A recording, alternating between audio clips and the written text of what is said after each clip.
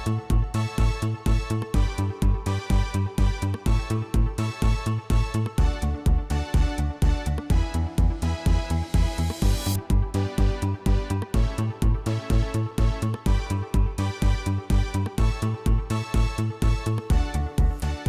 দর্শক, সবাইকে আমন্ত্রণ জানাচ্ছি প্ল্যানেটারি হেলথ একাডেমিয়ার সুরক্ষায় প্রতিদিনে। আমি ডাক্তার হাসান শাহরিয়ার কল্লোল। আপনারা জানেন যে আজ 4 ফেব্রুয়ারি বিশ্ব ক্যান্সার দিবস, এবং এবারের যে মূল থিম বা ধারণা সেটা হচ্ছে ইউনাইটেড বাই ইউনিক, যেটাকে বাংলা করলে অনেকটা দাঁড়ায় যে স্বকীয়তায় ঐক্যবদ্ধ। Hope, fear, love. Millions are diagnosed with cancer every single year, and the number is rising. Yet, each number is a person, and each person has a story. We're also parents, friends, brothers and sisters, lovers and dreamers, thinkers and achievers. We feel anger. We show resilience. We get lonely. We grieve. We deny. We heal. We are more. More than a number. More than a diagnosis. More than a disease. It's time to act. Time to put people and communities at the centre of health systems and cancer care. We're unique in our needs, but united in our goals, and united in our message, to give people a stronger voice and a more active role in their own health. Treat the person, not only the disease, so that everyone, everywhere, can get the care they need.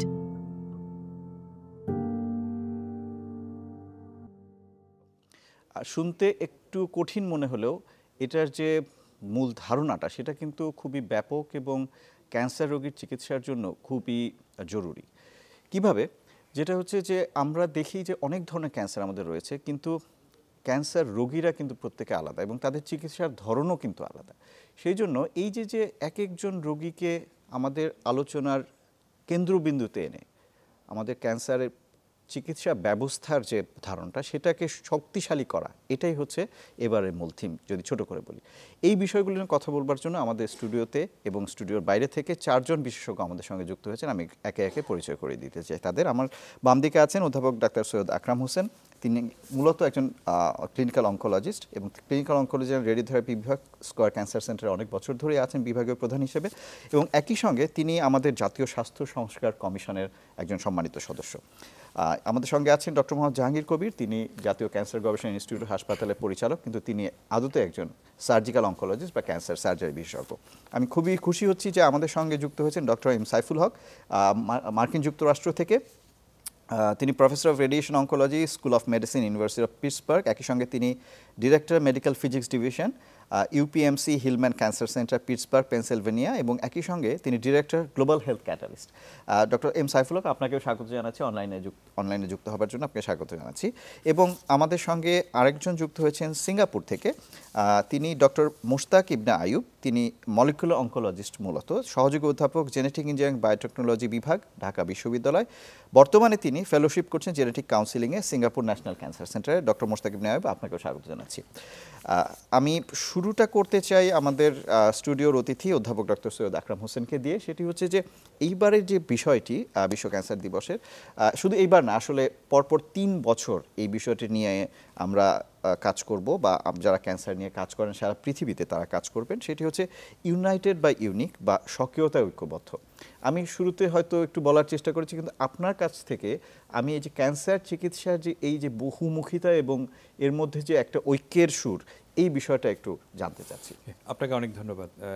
United by unique শব্দটার অর্থ স্বকীয়তা, ঐক্যবদ্ধ। এর অর্থ কিন্তু হলো unique means প্রত্যেকটা cancer patient unique, প্রত্যেকের সাইন, সিমটম, প্রেজেন্টেশন ইউনিক। এই ইউনিক মানুষগুলো যখন ঐক্যবদ্ধ হয়, ইউনাইটেড বাই ইউনিক। এবং পাশাপাশি আরেকটা শব্দ ছিল, সেটা হলো যে people centre care, G, not patient centre. Patient centre হলো পেশেন্ট শুধুমাত্র রুগী কেন্দ্রিক হয়, এটা হলো পিপল সেন্টার। পিপল সেন্টার মানে হলো রুগী নিজে, তার পুরো ফ্যামিলি এবং আমাদের কমিউনিটি, তার আশেপাশে যত লোক আছে সবাই মিলে। তাহলে সেই 25 থেকে 27 এই 3 বছর এই স্লোগানটা থাকবে যে এখন সব মানুষগুলো এভাবে কাজ করবে। একটা উদ্দেশ্যটা হলো শুধু রোগকে চিকিৎসা না, ওই ব্যক্তি যিনি রুগী তার সামাজিক সমস্ত সমস্যা, মানসিক সব কিছু এবং তার পরিবার, এই পুরো কেয়ারটাই মিলেই হলো ইউনাইটেড বাই ইউনিক, মানে পিপল সেন্টার কেয়ার। এই হলো এই প্রতিপাদ্য। এখন যদি আমরা আমাদের অবস্থানটা দেখি যে বাংলাদেশ কি অবস্থায় আছে, আমরা জানি যে প্রতি বছর 2 লক্ষ নতুন রোগী আসছে, অনেক মানে 1 লক্ষ 1.5 লক্ষ রোগী মারা যাচ্ছে, এবং সবচেয়ে দুর্ভাগ্য হলো আজকে পর্যন্ত কোনো ক্যান্সার রেজিস্ট্রি তৈরি হয়নি বাংলাদেশে, যাকে আমরা বলতে পারি যে আন্তর্জাতিক মানের কোনো কিছু এখন পর্যন্ত নাই, যার কারণে আমাদের স্টেমেশন নাই, প্ল্যান নাই, কোনো কিছু করতে পারছি না। এই 2 লক্ষ কিন্তু আসলে একটা ধারণাগত, সবটাই ধারণাগত। এই একটা সমস্যা। দ্বিতীয় সমস্যাটা হলো যে এই ডেটাগুলো আমরা আছে সেগুলো হলো প্রতিষ্ঠান কেন্দ্রিক। ধরুন যে ন্যাশনাল ক্যান্সার ইনস্টিটিউটে যে রোগীগুলো আসে, সেই রোগীগুলো বেশিরভাগ ডায়াগনোস রোগী এবং ওগুলো একটা সেবা নিতে আসে, সুনির্দিষ্ট সেবার জন্য আসে। তাহলে বোঝা যায় যেমন রেডিওথেরাপি রুগী বেশি হবে, যে রুগীটা রেডিওথেরাপি বেশি লাগে তার সংখ্যাটা ওখানে বেশি আসে। তার মানে এই ইনফরমেশনগুলো আসলে জাতীয়ভাবে রিফ্লেক্ট করা যাচ্ছে না।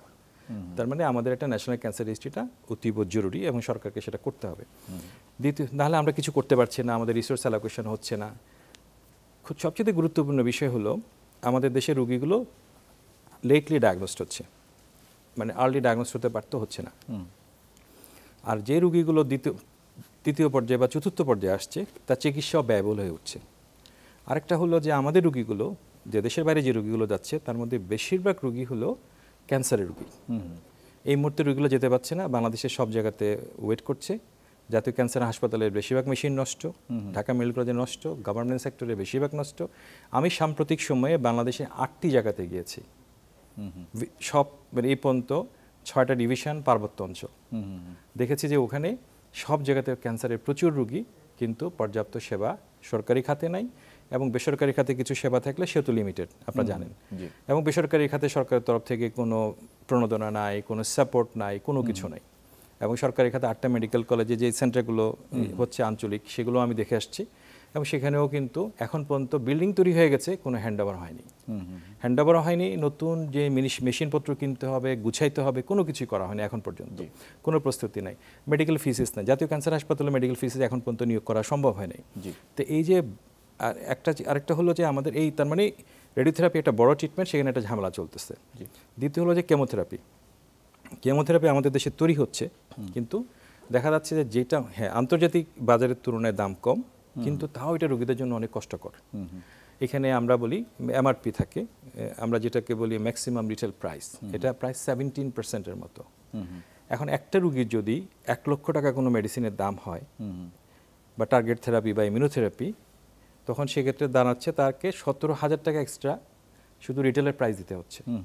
যদি সেটা 2 লক্ষ টাকা দাম হয় তাহলে 34,000 টাকা দিতে হচ্ছে। এবং এরকম যদি 6 সাইকেল দিতে হয় তাহলে তার কি অবস্থা দাঁড়াবে?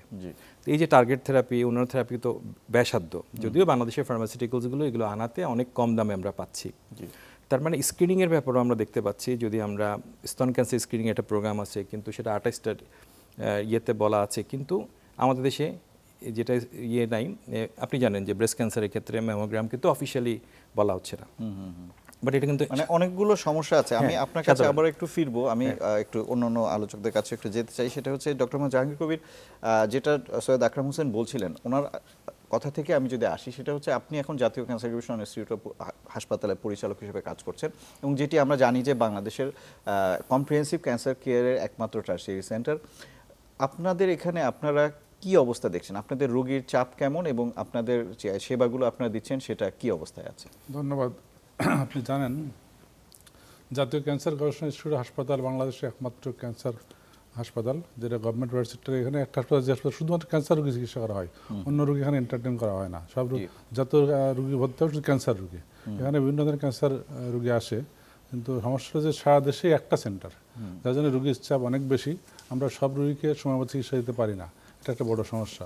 তারপরে আমাদের যে 500 বেডের হাসপাতাল, এখানে আমাদের জনবলের সমস্যা আছে, সেটাও একটা কারণ যে আমাদের ওই রকম তার গুণগত মান দিয়ে মেনটেন করা কষ্ট হয়ে যায়।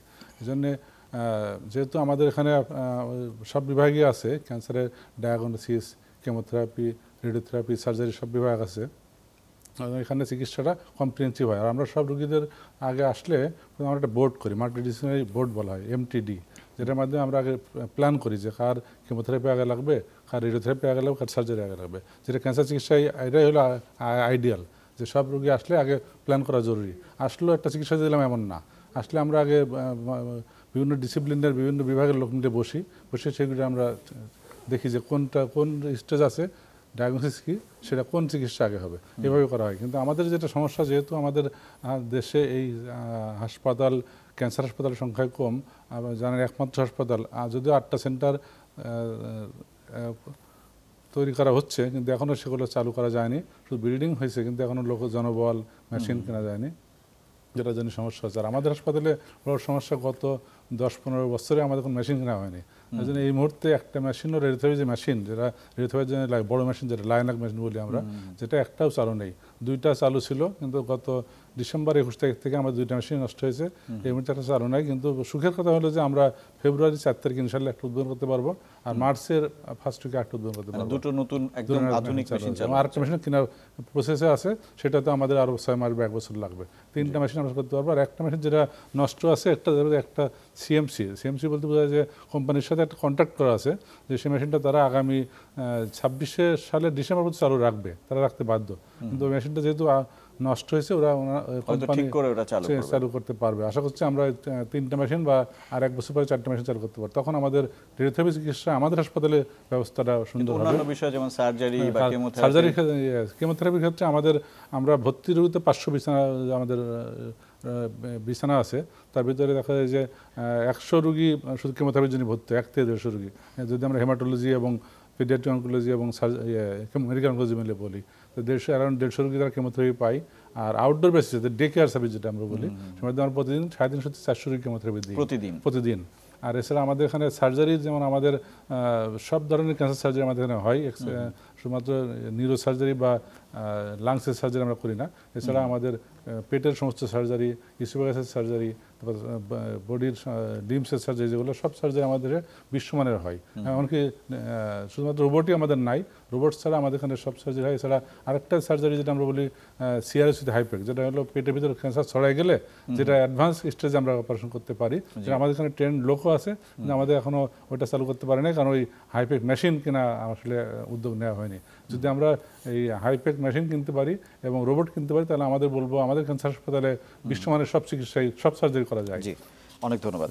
এবার আমি একটু ডক্টর এম সাইফুল হক আপনার কাছে আসতে চাই, কিন্তু আপনার সঙ্গে কথা বলার শুরুতে আমি একটু অভিনন্দনও জানাতে চাই আপনাকে, কারণ আমি জানতে পেরেছি যে আপনি 2024 সালে US presidents life time achievement award পেয়েছেন। সেই জন্য আপনাকে আপনার যে অবদান ক্যান্সার কেয়ারের ক্ষেত্রে মূলত সেটার জন্য আপনাকে অভিনন্দন জানাতে চাই। এবার আপনার কাছে যেটা জানতে চাই সেটা হচ্ছে যে আপনি অনেক দিন থেকে এই ক্যান্সার সুরক্ষা নিয়ে কাজ করছেন, এবং গ্লোবাল হেলথ ক্যাটালিস্টের মাধ্যমে শুধু আমেরিকাতে না, আসলে অন্যান্য দেশগুলোতে, বিশেষ করে স্বল্পোন্নত যে দেশগুলোতে, যেখানে বিশেষ করে আফ্রিকা এবং এশিয়ার দেশগুলো, যেখানে ক্যান্সারের চিকিৎসা সেই অর্থে ওরকমভাবে শক্তিশালী অবস্থায় নেই, সেখানের জন্য কাজ করছেন। আজকে যে বিশ্ব ক্যান্সার দিবসের এই প্রেক্ষাপটে আপনি কি একটু বলবেন যে আপনারা কিভাবে আপনাদের গ্লোবাল হেলথ ক্যাটালিস্টের মাধ্যমে এই কাজটা করতে চাচ্ছেন বা করে যাচ্ছেন? Thanks for the kind words about my award. তো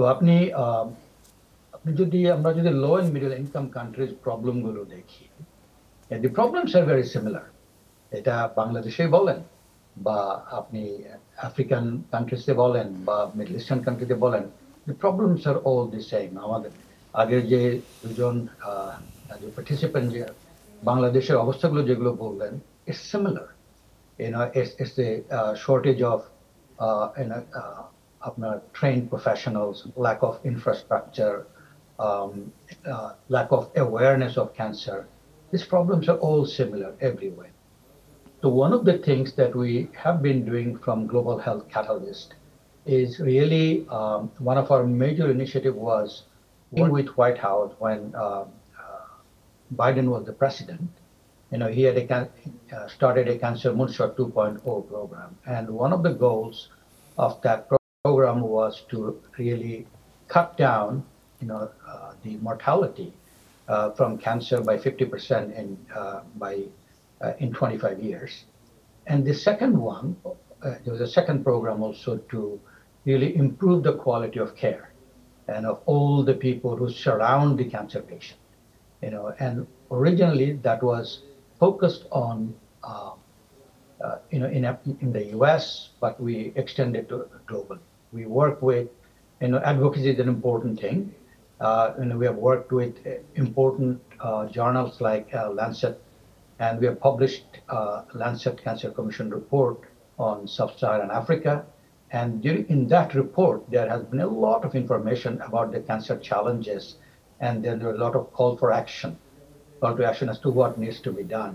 And when that happened, there was a joint effort between White House and the leadership from all the African countries, to really address the problems that were called to action in the Lancet Commission report.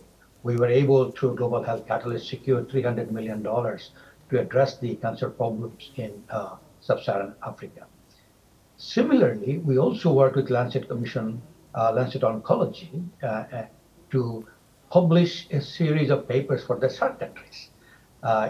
These papers were published in the December issue of Lancet Oncology.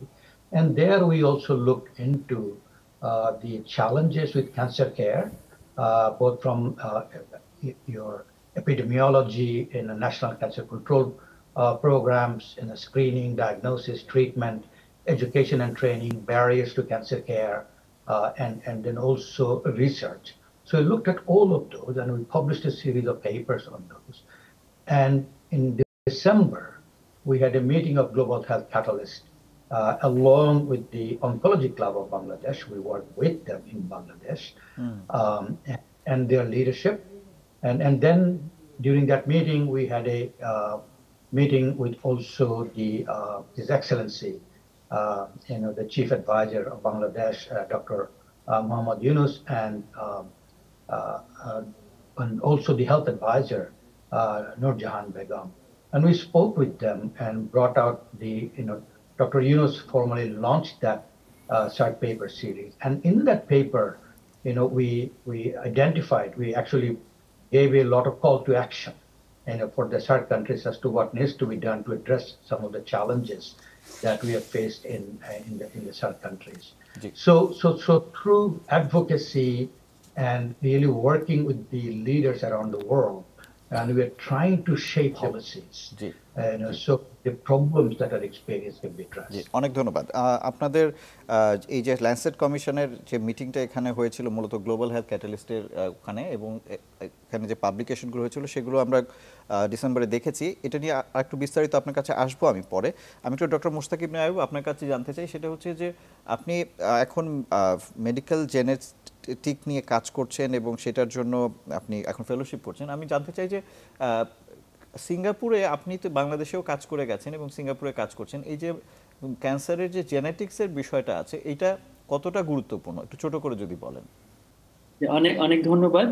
যে থিমটা নিয়ে কথা হচ্ছে, এই যে United by unique, এটার ভেতরে আসলে জেনেটিক্সটা খুবই ওতপ্রোতভাবে জড়িত। কারণ আমরা প্রত্যেকটা মানুষ জেনেটিক্যালি যেমন আলাদা, যখন আমাদের ক্যান্সার হয় প্রত্যেকটা ক্যান্সারের কিন্তু জেনেটিক যেই মার্কার যেগুলো আছে বা যে জেনেটিক যে চিহ্ন যেগুলো আছে সেগুলো কিন্তু আলাদা।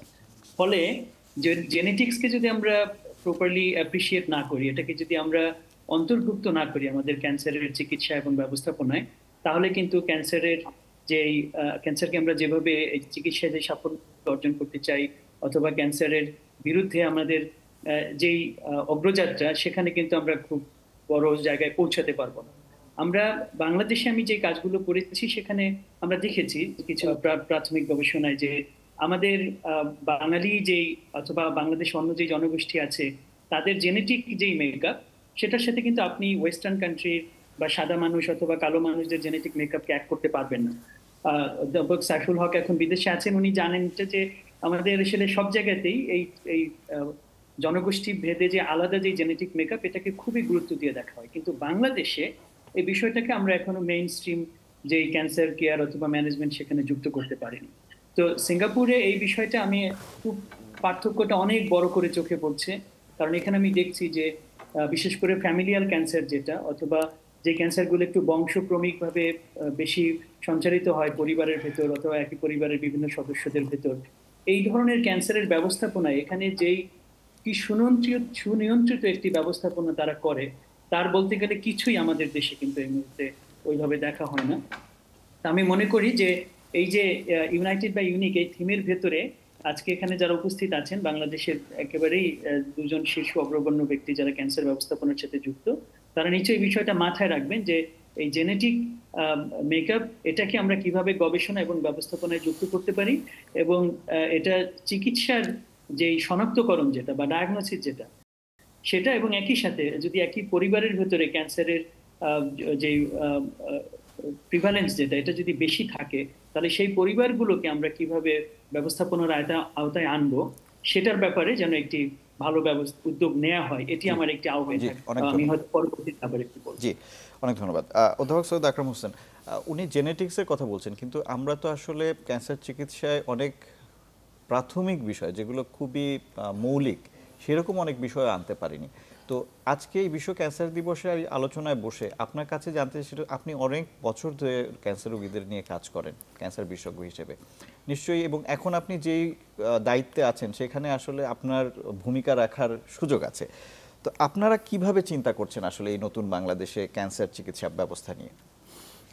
একটু ছোট করে, কারণ আমরা আবার আমি ওই প্রথমেই বলেছিলাম যে আমি যেখানেই গেছি বাংলাদেশে সেখানেই আমি চেষ্টা করেছি এই হসপিটালটা দেখার জন্য, এই নতুন ফ্যাসিলিটিগুলো যেটা হওয়ার জন্য, এবং ওখানকার ক্যান্সার বিশেষজ্ঞের সাথে কথা বলার জন্য সবাই মিলেই, কারণ আমি তো কমিশনের একজন সদস্য, এখানে কমিশনের অন্যান্য সদস্যরা আছেন যারা ক্যান্সারের বিষয়ে, মানে অবশ্যই কমিশন ক্যান্সারের বিষয়টাকে যথাযথ এবং বিশেষ গুরুত্ব দিচ্ছে, কারণ বাংলাদেশের সবচেয়ে বেশি পরিমাণ রোগী দেশের বাইরে চলে যাচ্ছে ক্যান্সারের।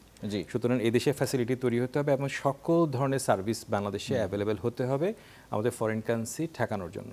ফরেন কারেন্সি যে বাইরে চলে যাচ্ছে, অন্যান্য রোগের মতো নয় কিন্তু, না নতুন না, অবশ্যই না, কারণ এখানে ইনভেস্টমেন্টের ইস্যু আছে, বেসরকারি খাতও আছে, সরকারি খাতও আছে, সব মিলে এই আমাদের প্ল্যানটা হলো যে এই যেমন ন্যাশনাল ক্যান্সার ইনস্টিটিউট, যে এখানে আরেকটা বিষয় হলো ধরুন অনেক বিশেষজ্ঞ নাই, এই যে বোর্ডগুলো হচ্ছে দেখা যাচ্ছে যে 180 মিনিটে 90 জন রোগী দেখা হচ্ছে, তো এটা খুব ডিফিকাল্ট আসলে। কিন্তু তাহলে কি করা যায়, আমাদের অনেক বিশেষজ্ঞ আছেন যারা সুস্থ আছেন মানসিক এবং শারীরিকভাবে, তাদেরকে কিন্তু এই যে সাইফুল ভাই বিদেশে আছেন, সাইফুল ভাই কিন্তু এখানে জয়েন করতে পারেন, একটা প্ল্যানিংয়ে হেল্প করতে পারেন। সারা পৃথিবীতে আমাদের এরকম অনেকগুলো, মানে আপনি জানেন প্ল্যান্ডার একাডেমির অনেকেই আছে, সবাই কিন্তু হেল্প করতে পারে, এই বোর্ডগুলোতে জয়েন করতে পারে। যদি ক্যান্সার ইনস্টিটিউটের ডিরেক্টর সাহেব উদ্যোগ নেন, আমরা সবাই কিন্তু হেল্প করব, ভাগ ভাগ করে দিনে দিনে যদি আমাদেরকে দেন আমরা হেল্প করব। এভাবে কিন্তু আমরা যেভাবে চিন্তা করছি এই লোক সব মানুষকে কাজে লাগাতে হবে, যেহেতু আমাদের জনবল আমরা খুব দ্রুত আসলে বাড়াতে পারবো না, এবং এইটা মোস্ট প্রায়োরিটি ওয়ান, যে যতগুলো খাত এবং বিষয় আছে তার মধ্যে ক্যান্সার নাম্বার 1। জি, অনেক ধন্যবাদ। ডক্টর জাহাঙ্গীর কবির, আপনার কাছে আসি, সেটা হচ্ছে যে উনি যে প্রসঙ্গটা উত্থাপন করলেন সেখান থেকে যদি যুক্ত হই, যে ক্যান্সার গবেষণা ইনস্টিটিউট এটা কিন্তু একটা গবেষণা ইনস্টিটিউট হওয়ার কথা, এবং উনি যেটা বলছেন এই যে কোলাবোরেশন, এরকম কোনো চিন্তা ভাবনা আপনার আছে কিনা যার মাধ্যমে আসলে আমরা আমাদের এই সংকটকে একটা সম্ভাবনায় রূপান্তরিত করতে পারি? না, যারা আকরাম হোসেন সাহেব গুরুত্বপূর্ণ কথা বলছেন, যে আসলে ক্যান্সার চিকিৎসা যেমন আমাদের যদিও বলা যায় যে এখনো মৌলিকভাবে হয়নি, কিন্তু সাথে সাথে এটাও করতে হবে, সেন্টার অফ এক্সিলেন্স করতে হবে। নাহলে দেখেন একটা রোগী বিদেশে যাওয়া মানে কিন্তু 100 জন রোগীর চিকিৎসা একাই করে আসে, খরচ একাই করে আসে। আমরা যদি আমাদের হাসপাতালটাকে সেন্টার অফ এক্সিলেন্স না করি তাহলে আমরা বিদেশে যাওয়া ঠেকাতে পারবো না। এই জন্য আমাদের যেমন সবার জন্য চিকিৎসা করতে হবে, যেমন আর্ট সেন্টারে, সাথে সাথে একটা সেন্টার অফ এক্সিলেন্স করতে হবে, যেখানে সব ধরনের চিকিৎসা এবং বিশ্বমানের চিকিৎসা হয়। বিশ্বমানের চিকিৎসা না করলে আপনার অধিকার নেই একটা রোগীকে বলা ভাই আপনি আমাদের চিকিৎসা করেন, বিদেশে যান না, এটা বলার অধিকার নেই। আপনাকে হয়তো 5টা রোগীর সেই চিকিৎসা লাগবে, কিন্তু ওই 5টা রোগী কিন্তু গেলে তার পেছনে আরো 500 রোগী খরচ 500 জনে করে আসবে। এই জন্য এই যে আমরা বলি যে একটা সেন্টার এক্সিলেন্স করা এই জন্য জরুরি, যদিও খরচ হলেও জরুরি, কারণ আমরা যদি করি তাহলে এই বিদেশে যাওয়ার যে টেন্ডেন্সি মানুষের, বিদেশে যাওয়ার ইচ্ছা বা প্রয়োজনীয়তা কমাতে পারবো। এই জন্য ক্যান্সার হাসপাতাল একটা আইডিয়াল হাসপাতাল হওয়া উচিত, যেখানে সব চিকিৎসা বিশ্বমানের হওয়া উচিত। আর যেটা বললেন যে আমি এর আগে ট্রিটমেন্ট বলেছি, কিন্তু ডায়াগনোসিসে যে সমস্যাগুলো আছে আমাদের এখানে ডায়াগনোসিস কিছু ফ্যাসিলিটিস এখনও ঘাটতি আছে, যেমন এই মুহূর্তে ম্যামোগ্রাম এমআরআই এগুলো হয় না। আমি চেষ্টা করছি আসার পরে যে তাড়াতাড়ি আমরা এখানে ম্যামোগ্রাম সিটি স্ক্যান আমাদের হয়, যদিও সমস্যা কিছু আছে তবু সিটি স্ক্যান হয়। ম্যামোগ্রাম এমআরআই বা জেনেটিক টেস্টগুলো আমরা কিছু ইমিউনোহিস্টোকেমিস্ট্রি টেস্ট আমরা করি, এবং আমার সাথে এরা ইতিমধ্যেই আমেরিকার একজনের সাথে কথা হয়েছে যে আমাদের এখানে মলিকুলার ল্যাব করা যায় কিনা। আপনি জানেন বিএমআরসির উপরে একটা ল্যাবের চেষ্টা হচ্ছিল, যেটা একটা স্থবির পর্যায়ে আছে, সেটাকে আবার কীভাবে চালু করা যায়, অথবা ক্যান্সার হাসপাতালেই করা যায় কিনা, যাতে আমাদের এই যে জেনেটিক টেস্টগুলো, বিশেষ করে বাংলাদেশ ক্যান্সার যেন অ্যাটলাস এরকম একটা করা যায় কিনা, যে সমস্ত ক্যান্সার রোগীদের একটা জেনেটিক প্রোফাইলিং করা যেতে পারে। আমি একটু বিএমআরসির যে চেয়ারম্যান আছেন ওনাকে আমি বলেছিলাম যে এটা ক্যান্সার হাসপাতালে দিয়ে দিতে, জি, কারণ বিএমআরসি চেয়ে এটা ক্যান্সার হাসপাতালে বেশি কাজ আর বিএমআরসি তো আসলে সেই সক্ষমতা নেই, পেশেন্ট না, তাছাড়া পেশেন্টও আমাদের বেশি। আমাদের সারা দেশ থেকে পেশেন্ট আছে। আমরা গত বছর 2,80,000 রোগী দেখছি।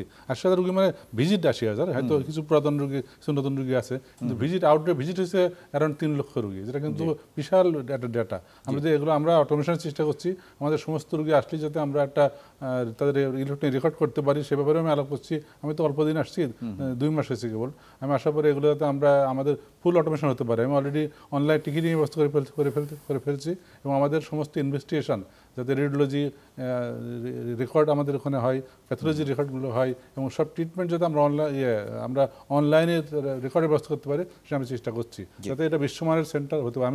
আমি পার্সোনালি বিভিন্ন দেশে যে সিঙ্গাপুর, জার্মানি যে দেখছি, তারা ওই কেউ হাতে করে নিয়ে আসে না, একটা কার্ড থাকবে, কার্ড পাস করলে তার সমস্ত ডেটা চলে আসবে, যাতে মানুষের এই ডেটাগুলো নষ্ট হবে না। তো আমরা এখন করতে পারিনি, আমাদের স্বপ্ন আছে, আমরা আশা করছি পারবো। এবং যদি এখন সরকার আমাদের সাহায্য করছেন, তারা আমাদের সাপোর্ট দিচ্ছেন, আমরা আশা করছি এই ব্যবস্থা করতে পারবো, তাহলে আমাদের সেন্টার এক্সিলেন্স করতে পারবো ইনশাআল্লাহ। ডক্টর এম সাইফুল হক, আপনি যে প্রজেক্টটা নিয়ে কাজ করছেন সেখানে আপনারা চাচ্ছেন যে সারা পৃথিবীতে ক্যান্সার চিকিৎসাটা একই মানের হোক এবং ছড়িয়ে পড়ুক।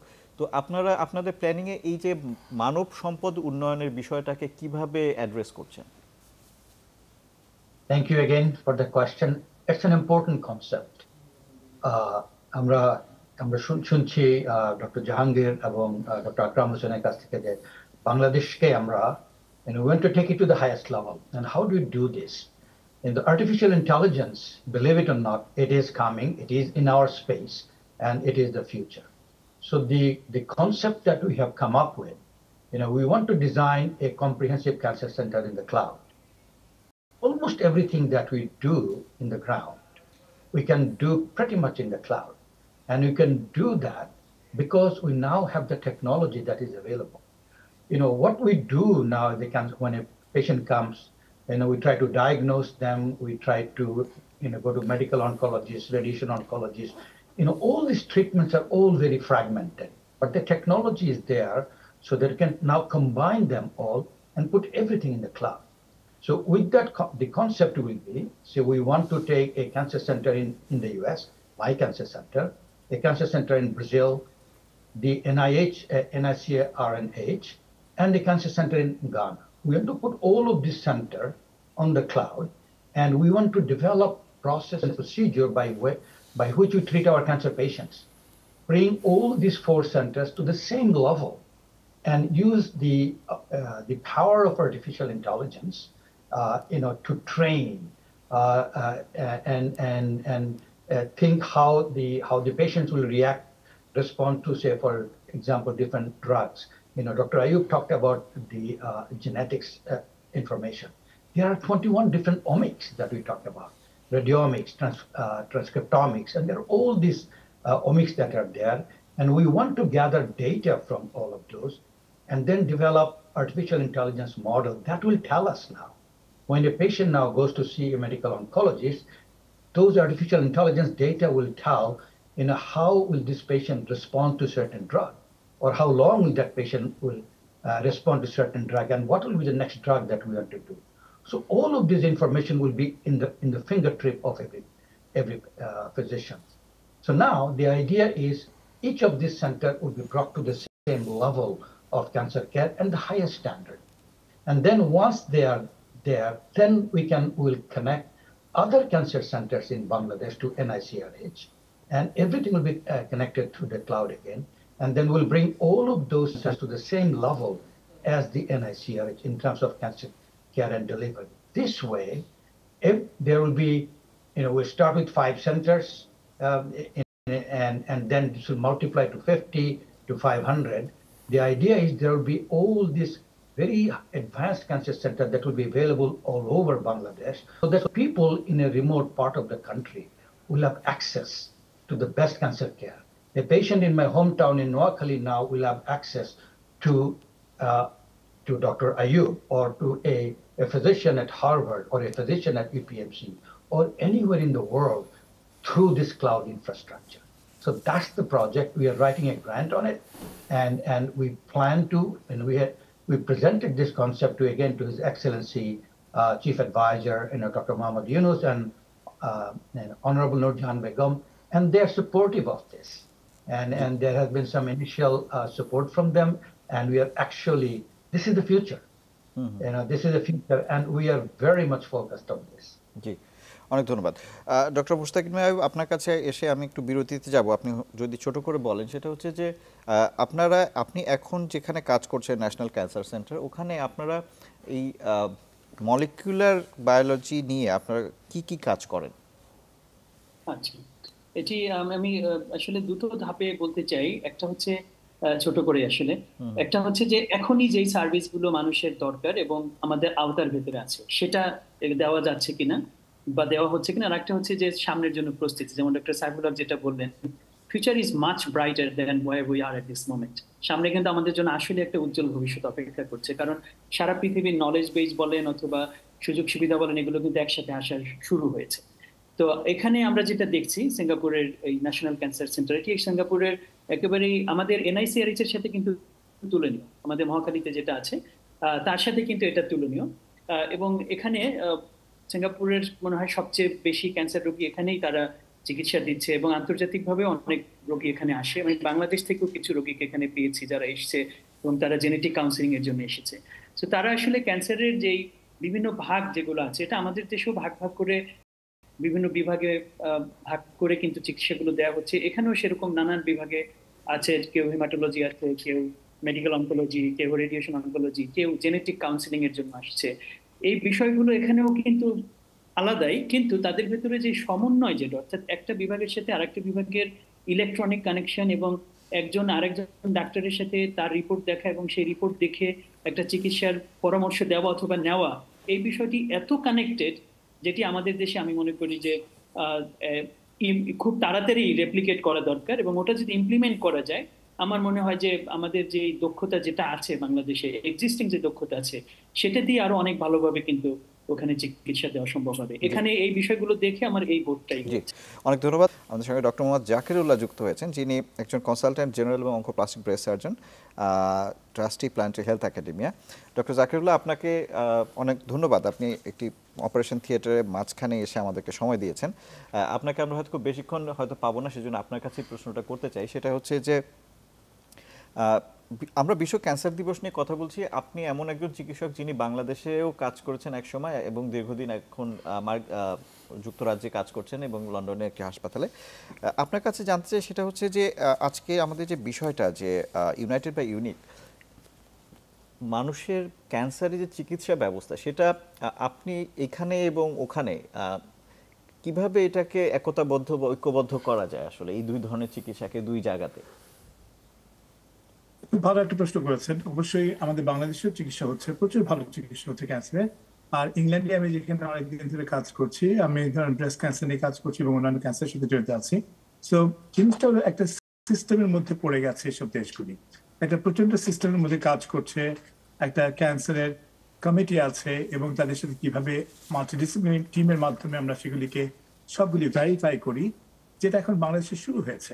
সো আমি যদি পার্থক্য করতে চাই, আমার পার্থক্য করা উচিত হবে না, কারণ বাংলাদেশের সীমিত সম্পদের মধ্যে আমরা যেটা করছি that is more than enough. But আমরা যদি একসাথে কাজ করে এই মাল্টিডিসিপ্লিনারি সিস্টেমটাকে আনতে পারি বাংলাদেশে, এবং একই সাথে যদি আমরা যে সমস্ত যারা আমরা ক্যান্সারে কাজ করছি তারা যদি বিভিন্নভাবে, ফর এক্সাম্পল যারা কোলন নিয়ে কাজ করছেন, কোলন ক্যান্সার নিয়ে, তারা কোলন নিয়ে খালি করবেন, যারা ব্রেস্ট নিয়ে করছেন তারা ব্রেস্ট নিয়ে খালি করবেন। আমি জানি আমাদের অত স্পেশালিস্ট নাই, কিন্তু আস্তে আস্তে যদি আমরা সেটাকে ডেভেলপ করতে পারি এবং একসাথে কাজ করার মনোবৃত্তি যদি থাকে আমাদের, তাহলে আমার মনে হয় আমাদের দেশ অতি সহজে এগিয়ে যাবে এবং আমরাও পারবো বিশ্বের সাথে তাল লাগিয়ে একইভাবে ক্যান্সারের চিকিৎসা করতে এবং সাকসেসফুল হতে। জি, ডক্টর আকরাম হোসেন, আপনি এই বিষয়টা নিয়ে কথা বলছেন, সেটা হচ্ছে যে উনি ডক্টর জাকিরুল্লাহ যেটা বলছিলেন যে এই উন্নত দেশগুলো একটা সিস্টেমের মধ্যে ঢুকে গেছে, তার মানে হচ্ছে যে আমাদেরকেও সম্ভবত একটা সিস্টেম বা একটা প্রক্রিয়া চালু করতে হবে, যেটা হচ্ছে একটা সঠিক প্রক্রিয়া। আপনি যদি এটা নিয়ে একটু কিছু বলেন। একটা হলো যে আমরা এটা প্রস্তাব দিব যে আমাদের যে এখন অটোমেশন বা সমস্ত কিছু যে ইলেকট্রনিক মেডিকেল রেকর্ড থাকতে হবে সব হসপিটালের, এটা মাস্ট, ইট শুড বি, নাহলে তো কোনো মিনিংলেস ইনফরমেশন থাকছে, এটা একটা। এখন এরকম হলে আমরা কিন্তু ভাগ ভাগ করে আস্তে আস্তে করে কাজ করতে পারি, কিন্তু আমাদের জনগোষ্ঠীর তুলনায় বাংলাদেশে এই মুহূর্তে ক্লিনিক্যাল অনকোলজিস্ট দরকার 1800, হয়তো আছে 200-250, আর আমাদের দরকার 185টা মেশিন, আছে 20টারও কম, তার মধ্যে অনেকগুলোই কাজ করে না। আমাদের ব্র্যাকিথেরাপি মেশিন দরকার 150, আছে 15-20টা।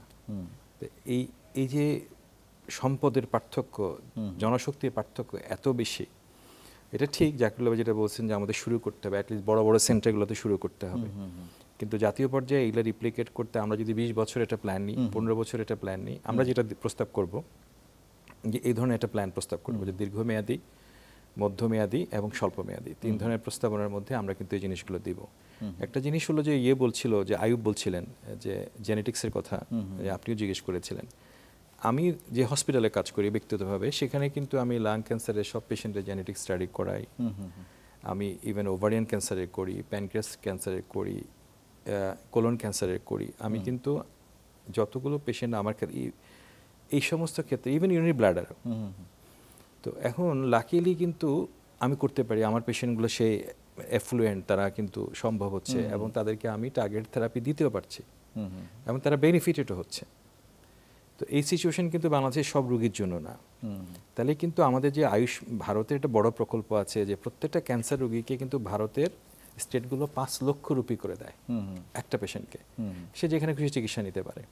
বাংলাদেশে কিন্তু কোনো ব্যবস্থা নাই, তার নিজের পকেট থেকে দিতে হয়। আর ক্যান্সার যখন হয় তখন কিন্তু তার পকেটে রিটায়ারমেন্টের পরে সাধারণত ক্যান্সারের গড় আয়ু কত, 50-এর বেশি বা 60 বেশি বা 70 বেশি।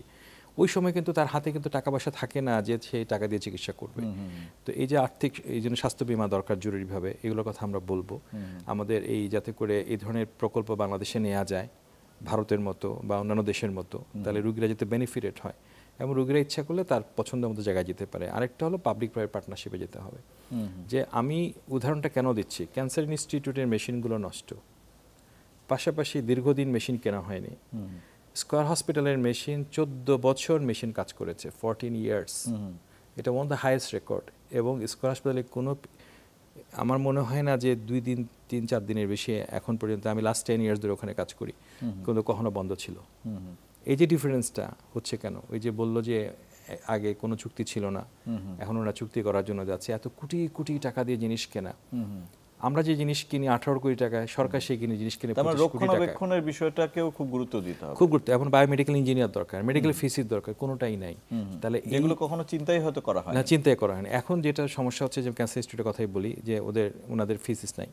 তো ফিজ যদি সরকার নিয়োগ না করতে পারে, তাহলে লোকাল সিস্টেমে কিনে ফেলুক। আমরা সেই প্রস্তাবনাও দিচ্ছি যে সরকার যদি মনে করে যে ঠিক আছে টেম্পোরারি, যেমন ইউকেতে আছে, আপনি জানেন যে লোকাম, যে 6 মাস কাজ করলো, এভাবে টেম্পোরারি বেসিসও কিন্তু সরকার যাতে করে কাজটা থেমে না থাকে, সেই চিন্তাগুলো আমরা মনে করি যে করার সুযোগ হয়েছে। এখন এই চেষ্টাটাই আমরা করছি আর কি।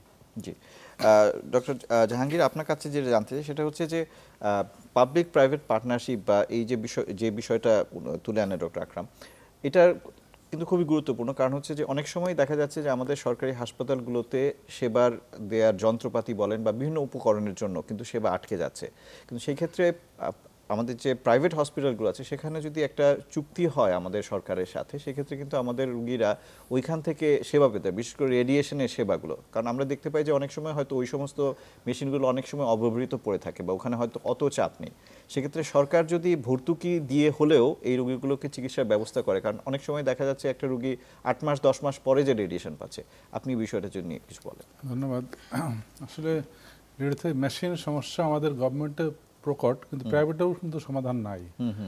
আমার জানা মতে এখন ম্যাক্সিমাম প্রাইভেট হাসপাতালেও লম্বা সিরিয়াল আছে, 1 মাসের নিচে কোথাও নাই, 2 মাস 3 মাসও আছে। এই জন্য যেহেতু আমাদের মেশিন সংখ্যাই কম, অ্যারাউন্ড 20টা মেশিনও আছে, তার ভিতরে তাও প্রাইভেটে অনেকগুলো নষ্ট আছে।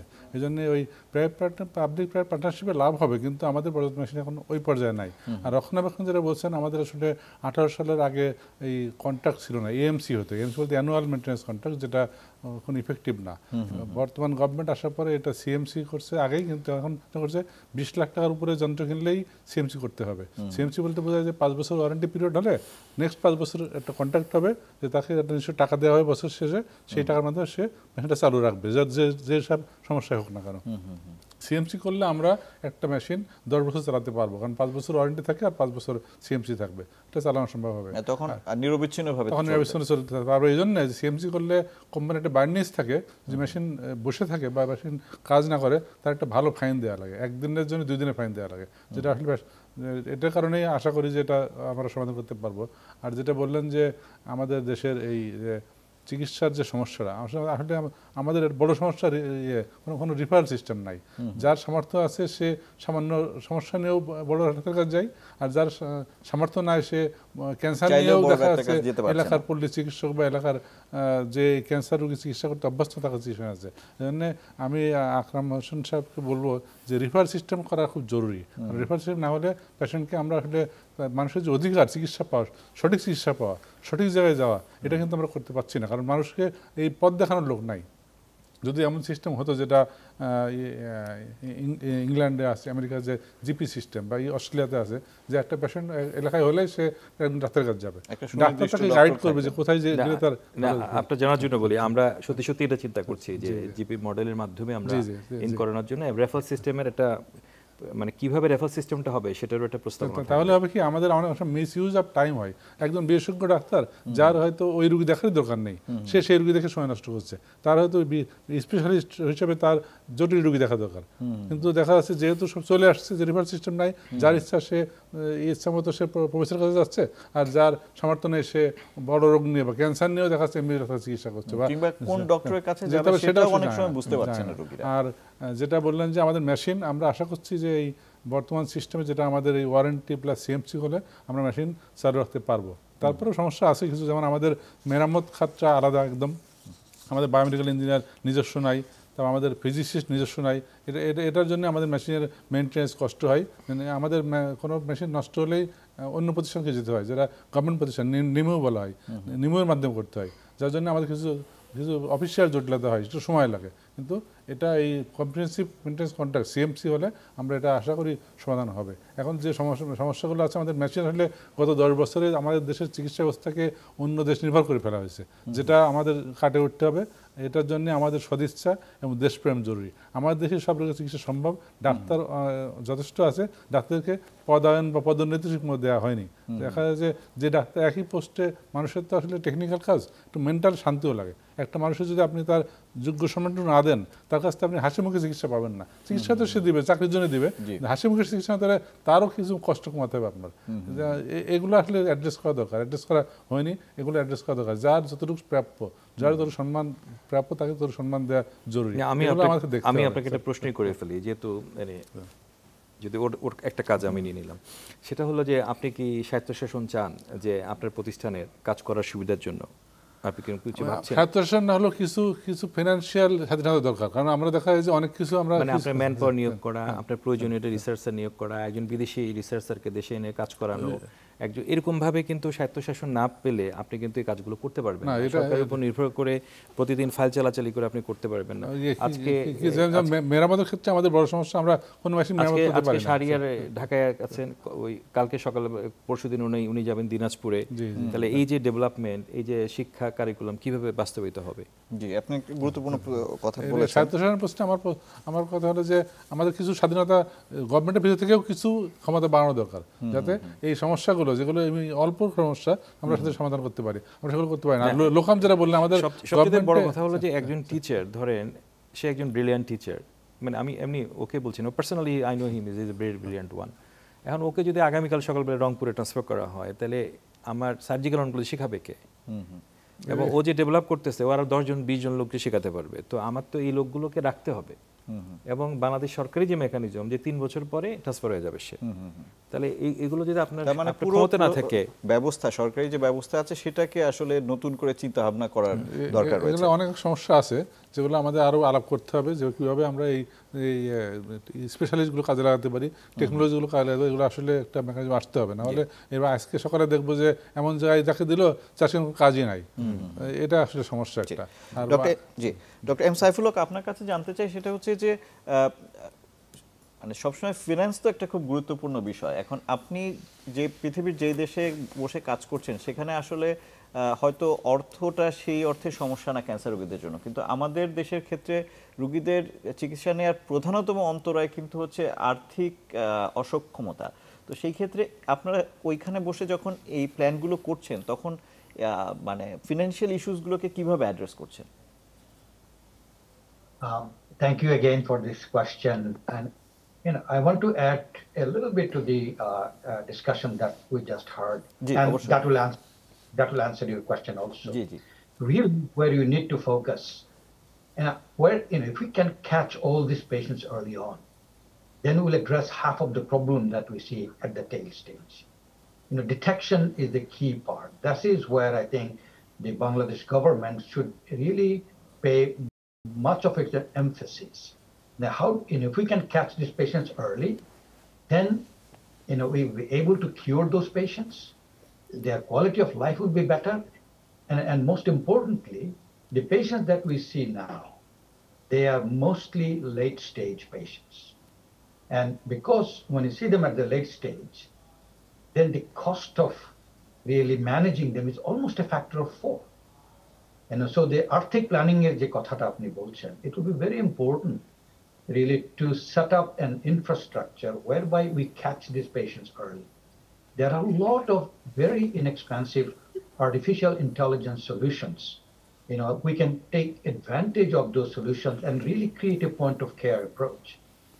What I mean is, say for example, Amar Gramer Barite, that if we can create a community center there, I can take a mammography machine there in a truck. I can bring all the different point of care devices. Jeta diye apnar ekta HPV testing, these all use AI solution and they're really not expensive. Like you can get all the test results done within an hour or less than an hour. So if you're able to catch these patients early on, if we create an environment in a community where they actually trust their people, and then we can bring those patients close to this community center, diagnose them early, and if we can diagnose them early, their treatment will be really not as elaborate as it is now. So that is an important thing that we need to think as we look ahead. I was taking some notes. So detection is key. Awareness. There's a major lack of awareness about cancer, and we are finding out globally that the patients don't know that they have cancer. They don't know the cancer symptoms. So they don't go to the physicians. They do not trust their physicians a lot of the times because that relationship is not there, right? So we need to raise awareness and establish that relationship between the patients and the physicians. We need to train our oncology professionals and the supporting staff. You can just train a doctor, but if the supporting staff are not good, we are talking about treating patients with radiation. If the therapist doesn't treat the patient correctly, the oncologist can be the best oncologist in the world. So it's a team approach. We need to train all these professionals. And then we need to really think about infrastructure development. Bangladesh, after most of the cancer centers, NICRH and a few others, they're all located pretty much in Dhaka. And 70% of our populations are in the rural areas, almost 70%. And these people do not have any access to the specialists. They do not have any access to state-of-the-art diagnostic and therapy machines. So we need to, as we look ahead, from a planning perspective, from National Cancer Control Plan, we need to upgrade our infrastructure. We need to build infrastructure. We need to actually look at the healthcare budget. Right now, the healthcare budget in Bangladesh is 2.36% of the GDP. So that's an important thing. really our goal will have to increase the access to care. That is where it's a major problem, that the patients do not have access to technology, do not have access to Dr. Akram or Dr. Jahangir, the specialists. So we need to do that. We need to increase awareness. And then there is no national health insurance policy. The system, there is no universal healthcare coverage. Bangladesh, the out-of-pocket expenses is 73% of the current healthcare expenditure. And so we heard early on, I mean, this is, if you have cancer, it's like a death sentence just because of the financial toxicity that is associated with that. So, and then there has to be public-private partnership development. So if you address all of these, then you'll be addressing some of the financial challenges. These are all part of the one solution. They cannot be separate. জি, অনেক ধন্যবাদ। Doctor জাকিরুল্লাহ, আপনি যুক্তরাজ্যে কাজ করছেন। যুক্তরাজ্যের স্বাস্থ্য ব্যবস্থাটা কিন্তু অনেকটা বাংলাদেশ যেভাবে কাজ করে, অর্থাৎ পুরোটাই মানে অধিকাংশটাই হচ্ছে সরকারি যে সিস্টেম যেভাবে কাজ করে আমাদের এখানে সেরকম। সেজন্য আপনার কাছে জানতে চাচ্ছি যে যুক্তরাজ্যে এই ক্যান্সার ব্যবস্থাপনাটা আসলে কিভাবে হয়, বিশেষ করে এই আমরা যে অর্থনৈতিক যে দিকটা নিয়ে আলোচনা করছি সেই বিষয়টা। অর্থনৈতিক দিক থেকে যদি ধরি আমরা, তাহলে আমাদের কিন্তু কখনো চিন্তা করতে হয় না কোন রোগী কি চিকিৎসা পাবে, কারণ সারা পৃথিবীতে যে বেস্ট ট্রিটমেন্ট চলছে সেটাই কিন্তু প্রত্যেকটা রোগী পেয়ে থাকে এদেশে। কারণ সবচেয়ে বড় কথা হলো এটা ন্যাশনাল হেলথ সার্ভিসের আন্ডারে দেখে যে কোনো পেশেন্টের যে কোনো ডেভেলপমেন্টের সময়, সে স্কটল্যান্ডে থাকুক পেশেন্ট বা ইংল্যান্ডে থাকুক পেশেন্ট বা লন্ডনে বা এডিনবরাতে, it doesn't matter, everybody is getting exactly same kind of treatment. তার জন্য হচ্ছে কি, এটা ন্যাশনাল হেলথ থেকে কন্ট্রোল করছে সরকার থেকে টাকা আসছে ন্যাশনাল হেলথের কাছে, এবং কি পরিমাণ লাগবে সেটা সমস্ত হসপিটালগুলি আগে থেকে জানে যে কি পরিমাণ টাকা লাগবে। অবশ্যই এতে প্রবলেম আছে কিছুটা, কারণ অনেক সময় হচ্ছে কি যে আমাদের পেশেন্টের সংখ্যা যদি বেড়ে যায় বা ক্যান্সারের সংখ্যা যদি বেড়ে গেল বা অনেক ধরনের নতুন ধরনের চিকিৎসা ব্যবস্থা আসছে, সেই ক্ষেত্রে টাকা সংকুলন করানো একটু প্রবলেম হয়ে যায়। তবুও এ পর্যন্ত দেখা গেছে যে কোনো রোগীকে চিন্তা করতে হয় না যে আমি কিভাবে চিকিৎসা পাবো। যেমন টাকাটা নিজের পকেট থেকে খরচ করতে হয় না, যারা এদেশে থাকে তারা প্রত্যেকে বিনা পয়সায় প্রত্যেকটা চিকিৎসা পাচ্ছে এবং ওষুধও পাচ্ছে, এবং তাদের বাসাও ঠিক করে দেওয়া হচ্ছে এর পরিপ্রেক্ষিতে। সো আমি যেটা বলছি, বাংলাদেশের সাথে এটা তুলনা করতে গেলে খুবই ডিফিকাল্ট হয়ে যাবে।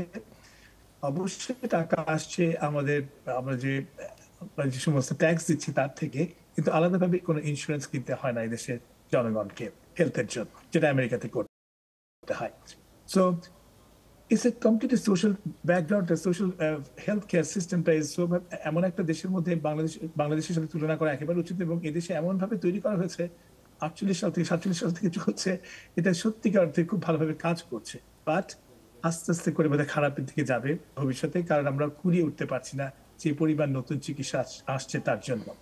তবে আমি আশা করি সবাই একসাথে কাজ করি, আমার বিশ্বাস যে আমরা হয়তো একটা পথ বের করতে পারবো, যাতে করে বাইরে থেকে সাহায্য নিয়ে এবং পেশেন্টেরও কিছু সাহায্য নিয়ে এবং নিজেদের পয়সা এবং সরকারি পয়সা মিলিয়ে একটা হয়তো স্ট্রাকচার, যেটা কাঠামোটা তৈরি করতে হবে আগে, তারপরে আমরা আগাতে পারবো সামনের দিকে। জি, অনেক ধন্যবাদ। সৈয়দ আকরাম হোসেন, যে কথাগুলো আমাদের এতক্ষণ আলোচনায় এলো সেটার মধ্যে একটা গুরুত্বপূর্ণ জিনিস হচ্ছে যে সেটা হচ্ছে আর্লি ডিটেকশন, অর্থাৎ শুরুতে রোগ নির্ণয় করা। এবং আরেকটা বিষয় যেটা হলো যে আমাদেরকে কোনো একটা ইন্স্যুরেন্স সিস্টেমের মধ্যে যাওয়া, কারণ সরকারের পক্ষে আসলে প্রত্যেকটা রোগীর জন্য একইভাবে খরচ করাটা হয়তো কখনোই সম্ভব না আমাদের মতো দেশে। তো এই বিষয়গুলোকে একসাথে করে আপনি যদি একটু বলেন যে আপনারা কি ধরনের একটা পরিকল্পনা নিচ্ছেন এই বিষয়টাকে অ্যাড্রেস করার জন্য। ধন্যবাদ। প্রথম কথাটা হলো আর্লি ডিটেকশন। আর্লি ডিটেকশনের ইস্যুটাতে আমরা যে বিষয়গুলো সহজ, মানে ভারতেও যেটা আছে আর্লি ডিটেকশন সেন্টার আছে, প্রত্যেকটা স্টেটে আছে, হসপিটালে আছে। আর্লি ডিটেকশনের জন্য আসলে খুব বেশি কিছু লাগে না, সব হসপিটালে আসলে সব কিছু আছে। ম্যামোগ্রাম আছে, কোলোনোস্কোপি আছে, ডিজিটাল রেকটাল এক্সামিনেশন করা যায়, পিএসএ করা যায়, আপার জি এন্ডোস্কোপি করা যায়, বুকের এক্সরে করা যায়। এমআরআই করা যায় সিটি ম্যাক্সিমাম জায়গাতেই আছে, সরকারিও আছে বেসরকারিও আছে। আমাদের দেশে অনেক বেসরকারি হসপিটাল আছে এখন, কিন্তু মেডিকেল কলেজ আছে। সরকার যদি ইচ্ছা করে এইগুলোকে কিন্তু কালেকটিভলি কাজে লাগাতে পারে, এটা খুব ডিফিকাল্ট কাজ না। একটা এফএনসি করা, একটা কোর বায়োপসি করা। তার মানে ডক্টর সাইফুল যেটা বলছেন যে একটা সমন্বিত পরিকল্পনাটা খুব জরুরি ক্যান্সার প্রোগ্রাম, আর কিছু না। এটা এই সব কিছু আছে আলাদা প্রপারলি ইউটিলাইজ করা, প্রপারলি অর্গানাইজ করে দেওয়া, তাহলে কিন্তু টিম তৈরি হয়ে যাবে সব জায়গাতে। কাজটা কিন্তু খুব জটিল হবে না, পসিবল। আরেকটা হলো যে মানে আমি তো আর্টিফিশিয়াল ইন্টেলিজেন্সের ভক্ত, পার্সোনালি আমি নিজে আর্টিফিশিয়াল ইন্টেলিজেন্সের ভক্ত, আমি টেলিমেডিসিনের ভক্ত। এবং আমি যেটা মনে করি যে কমিউনিটি ক্লিনিক পর্যন্ত যে আমাদের যে প্রাইমারি হেলথ কেয়ারের মধ্যে আমরা একটা কম্পোনেন্ট ধরা আছে, লেখা আছে যে নন কমিউনিকেবল ডিজিজ। এর মধ্যে ক্যান্সারের জিনিসগুলো যেমন জেনারেল একজন জিপি, জেনারেল প্র্যাকটিশনার যদি জানে যে ক্যান্সারের সাইন সিমটমগুলো কি হয়, মানে কল্লোল আমাদের তো এগুলো সব পড়ানো হয়েছে। একজন এমবিবিএস ডাক্তার কিন্তু ক্যান্সারের সবকিছুই মানে আর্লি সাইনগুলো সম্পর্কে তার সব জানা আছে এবং সে কিন্তু এগুলো বের করতে পারে, সে রেফার করে দিবে। এটা কিন্তু ডিফিকাল্ট কাজ না, তার পক্ষে সম্ভব যদি আমরা জিপি সিস্টেম বা মডেলটাকে অ্যাপ্লাই করতে পারি বাংলাদেশে। এটা কিন্তু একটা পথ। ইভেন কমিউনিটি ক্লিনিকে আমরা কিন্তু নার্স প্র্যাকটিশনারও তৈরি করতে পারি বা পাবলিক হেলথ নার্সদেরকে কিন্তু কাজগুলো করাতে পারি। এগুলো কিন্তু কঠিন না, এটা প্র্যাকটিক্যালি অ্যাট প্লেস রাখা দরকার। আমরা একটু আসলে কাজগুলো গুছায় করলে সম্ভব। আর আর্টিফিশিয়াল ইন্টেলিজেন্স করেও কিন্তু আমরা ইসিজি করতে পারছি। ইভেন বাংলাদেশে যে প্রফেসর আব্বানি ঢাকা ইউনিভার্সিটিতে কাজ করেন, উনি আমার পিএইচডি সুপারভাইজার ছিলেন ঢাকা ইউনিভার্সিটিতে, বায়োমেডিক্যাল ফিজিক্স অ্যান্ড টেকনোলজি। তো ওনারা কিন্তু একদম ইসিজি পর্যন্ত মনিটর করতে পারেন। ইসিজি, ছোট ছোট ইনভেস্টিগেশন, ইভেন স্টেতো বসিয়ে ঢাকায় ডাক্তার বসে শুনতে পারে, they can organise all those things. তার মানে এই যুগে এর কিন্তু আর্টিফিশিয়াল ইন্টেলিজেন্স এখনো আসেনি, আর্টিফিশিয়াল ছাড়াই কিন্তু এটা সম্ভব হচ্ছে। এবং আর্টিফিশিয়াল ইন্টেলিজেন্স সহ কিন্তু আমাদের কাছে মেশিন লার্নিংয়ের জন্য আমরাও একটা কাজ করার চেষ্টা করতেছি, মেশিন লার্নিংয়ের জন্য, যে মেশিন লার্নিং করে কী করে একজন অনকোলজিস্টকে কোনো একটা ডায়াগনোসিস করার জন্য হেল্প করা যায়, কোনো একটা টিউমার বোর্ডকে ইনফরমেশন দিয়ে হেল্প করা যায়, সেগুলো কিন্তু করা যাচ্ছে। এটা হলো ডায়াগনোসিসের ইস্যুটা গেল। আর্লি ডায়াগনোসিস হলে আমাদের ম্যাক্সিমাম পেশেন্টগুলোকে কিন্তু আমরা সার্জারি দিয়ে ট্রিটমেন্ট শেষ করে ফেলতে পারি, হয়তো কারো কেমোও লাগবে না। তার মানে গভর্নমেন্টের কষ্টও কিন্তু অনেক কমে যাচ্ছে। দ্বিতীয় হলো যে ইন্স্যুরেন্সের কথাটা যেটা বললেন, যে ফিনান্সটা কীভাবে ম্যানেজ হবে। ভারতের মডেল কিন্তু এটা, যে ওদের যে আয়ুষ্মান যে ইয়েটা আছে সেখানে কিন্তু ওরা 5 লক্ষ রুপি করে প্রত্যেকটা পেশেন্টকে দেয়। এটা একটা প্রসেস। আমাদের এখানে আমাদের যেটা চিন্তা আছে যে আমরা বলি সাপ্লিমেন্টারি ইন্স্যুরেন্স হতে পারে। যে কিভাবে হতে পারে, আমরা জানি যে ঢাকা শহরের বাতাস সারা পৃথিবীর মধ্যে অন্যতম দূষিত বাতাস। আমাদের সিগারেট খেতে হবে না, এমনি কিন্তু হয়ে যাবেন না, আহত এবং ক্যান্সার আক্রান্ত হওয়ার যথেষ্ট ঝুঁকির মধ্যে ঢাকা শহরের নাগরিকরা আছেন। ঢাকা শহরের নাগরিকরা কিন্তু এই দূষিত বাতাসের মধ্যে আছেন, তাদের কিন্তু ক্যান্সারের ঝুঁকিও কিন্তু তামাকের থেকেও বেশি বলা হয়। ঢাকা শহরে থাকার কারণেই তারা আক্রান্ত হতে পারে, 3 গুণ বেশি বলা হয় তামাকে। কম্বাসশন, সালফার ডাইঅক্সাইড আছে, তারপরে কার্বন মনোক্সাইড আছে, লেড আছে, এই তো আছে, এগুলো আছে। তারপরে আমরা লাকড়ি জ্বালাচ্ছি। তার মানে এই যে এগুলোর উপরে আমরা যদি সিনট্যাক্স বলি, একটা স্পেশাল মানে একটা ট্যাক্স হবে, এই ট্যাক্সটা কিন্তু আমরা অ্যাপ্লাই করতে পারি। পৃথিবীর অন্যান্য দেশে আছে কিন্তু সিনট্যাক্স। তার মানে যারা এই তামাক যারা বেশি খাবে ওর উপর আমরা 10% বাড়াইতে পারি, বা যে সমস্ত ফ্যাক্টরি আছে যারা, তারা গাড়িগুলোর উপরে আমরা বসাইতে পারি, থার্মাল প্ল্যান্ট আছে ওখানে আমরা বসাই দিতে পারি, কয়লার উপরে বসাতে পারি। এরকমভাবে বিভিন্ন কিছুর মধ্যে, যেমন যে সমস্ত পানীয় শরীরের জন্য ক্ষতিকর, খাওয়া উচিত না, তার উপর আমরা কিছু ট্যাক্স বসা দিতে পারি, যেগুলো কিন্তু পসিবল। এরকম সেই টাকাগুলো আসলে যুক্ত হবে, সেই টাকাগুলো কিন্তু ডিরেক্টলি অন্যান্য দেশে মানে অস্ট্রেলিয়াতে বা অন্যান্য দেশে এই মডেলগুলো কাজ করে। এই টাকাগুলো ডিরেক্টলি ক্যান্সার ফান্ডে জমা হয়ে যাবে। একটা ক্যান্সার ফান্ড থাকবে গভর্নমেন্টের, ওই গভর্নমেন্টের টাকাগুলো কিন্তু জমা হয়ে যাবে। সো গভর্নমেন্ট এখান থেকে টাকাটা খরচ করতে পারবে ওই পেশেন্টগুলোর পিছনে। তার মানে এই নতুন নতুন যে মানে আইডিয়াগুলো আছে, সেই আইডিয়াগুলোকে নিয়ে আসলে আমরা চেষ্টা করছি এই আইডিয়াগুলোকে ইনকর্পোরেট করার জন্য। আশা করি যে আমরা এগুলো দিতে পারবো, কারণ জনকল্যাণে যেটা প্রয়োজন হবে সেটাই আমাদের করতে হবে। কারণ আমরা একটা জানি যে ওয়ার্ল্ড হেলথ অর্গানাইজেশনের একটা কথা আছে HIFP, যে মানে হেলথ ইন অল পলিসিস, যে এই সব কিছু মিলে একটা কিছু হবে। মানে হেলথ কিন্তু শুধু প্রিভেনশন না, আমরা বলছি হেলথ প্রোটেকশন। আজকের দিন হলো হেলথ প্রোটেকশনের দিন, শুধু প্রিভেনশন না, প্রোটেক্ট করতে হবে, সেভ করতে হবে মানুষটাকে। সৈয়দ আকরাম হোসেন, আপনাকে অনেক ধন্যবাদ। আমরা অনুষ্ঠানের একদম শেষ পর্যায়ে আমি ডক্টর মোস্তাক, আপনার কাছে এসে একদম 1 মিনিটে আপনি শেষ করবেন। সেটা হচ্ছে যে বিশ্ব ক্যান্সার দিবসে আপনি বাংলাদেশে ক্যান্সার নিয়ে অনেকদিন ধরে কাজ করছেন, আপনি যদি ছোট করে একটু বলেন যে আপনার প্রত্যাশাটা কি, এই সক্রিয়তা ঐক্যবদ্ধ আমরা কিভাবে হতে পারি, একদম ছোট করে। আমি আরেকটা জায়গায় আসলে একটু গুরুত্ব দিতে চাই। এই স্যারদের যে আলোচনাগুলো ছিল, আকরাম স্যার এবং অন্য সাইফুল স্যার এবং জাহাঙ্গীর স্যার যারাই যে কথাগুলো বললেন, সবগুলোতে কিন্তু আস্তে আস্তে উঠে আসছে যে এটি কেবল ক্যান্সার এমন একটি অসুখ যেখানে কেবল ক্যান্সার বিশেষজ্ঞদের কাজ না, এখানে কিন্তু আপনাকে আরো অনেক মানুষকে যুক্ত করতে হবে, গবেষকদের যুক্ত করতে হবে। অ্যালাইড হেলথ প্রফেশনাল বলে যে কথাটা আছে, এটি বোধহয় ক্যান্সারের জন্য সবচেয়ে প্রযোজ্য। আমি যে আজকে আপনাদের সাথে যুক্ত হয়েছি, এখানে একজন ক্যান্সার নিয়ে গবেষণা করি এবং ক্যান্সার জেনেটিক্স নিয়ে কাজ করি, সেই অর্থে যুক্ত হতে পেরেছি। এরকম আরো যারা অন্যান্য ভাবে যারা যুক্ত হতে পারেন, এই যে মেডিকেল ফিজিসিস্টদের কথা বলা হচ্ছে বা অন্য যাদেরকে আমাদের দরকার, তাদেরকে একটু প্রপার রিকগনিশন সহ এই জনগোষ্ঠীর মধ্যে যুক্ত করলে, যে যুদ্ধটা আমরা করছি ক্যান্সারের বিরুদ্ধে, আমরা আশা করি যে এই যুদ্ধটার যাত্রাপথ আমাদের জন্য। এই আহ্বানটা আমার সকলের প্রতি। জি, অনেক ধন্যবাদ। অধ্যাপক সৈয়দ আকরাম Hossain, doctor Jahangir Kabir, doctor Saiful, doctor মোস্তাকিব নায়েব, আপনাদের সবাইকে অনেক ধন্যবাদ। আজকে আমরা অনেক আলোচনা করলাম বিশ্ব ক্যান্সার দিবস নিয়ে, এবং আপনাদের যে রিকমেন্ডেশনগুলো আপনারা বললেন, আমার মনে হয় যে সেই রিকমেন্ডেশনগুলো যদি সরকার, প্রতিষ্ঠান, মন্ত্রণালয় সবাই একসাথে, এবং আমাদের যে আন্তর্জাতিক পরিমণ্ডলে আমাদের যারা বন্ধুরা আছেন ডক্টর সাইফুলের মতো, তারা সবাই যদি একসাথে আমরা কাজ করতে পারি, হয়তো আমরা একটা ভালো ভবিষ্যৎ বিশেষ করে আমাদের ক্যান্সার রোগীদেরকে উপহার দিতে পারবো।